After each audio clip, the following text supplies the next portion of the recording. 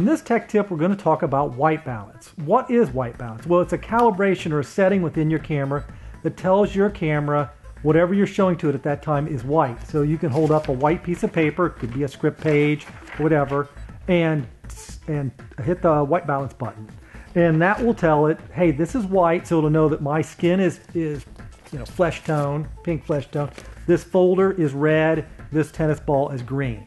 So if you white balance on something else, say this red folder, it would actually skew the color balance. Let's take a look at it if we did white balance on this red folder. So you can see now we've white balanced on this red folder and it's totally skewed the color spectrum to where I now look like the Hulk. So if you want to go for that kind of weird green fluorescent look, this might be a way to do it. So now look, we've white balanced on a blue gel and it's shifted toward the warm spectrum, kind of a gas lamp feel or a fire lamp feel.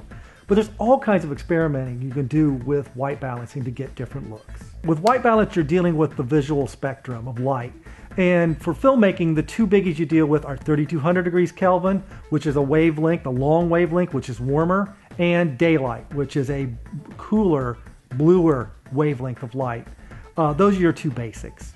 One of the reasons you might want to play with white balance is to create a day for night look, where you actually balance the camera on something warm to give a blue look and underexpose a little bit to make it look like it's night.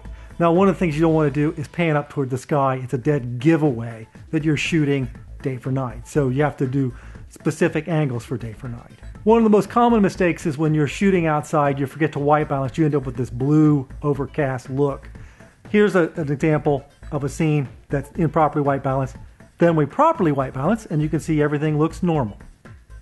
So we have lots of different ways to manipulate color balance in your camera. I'd get some gels, play around with them, and try experiment with different looks. Don't go overboard because some of the stuff you can do in post, but play around, have some fun.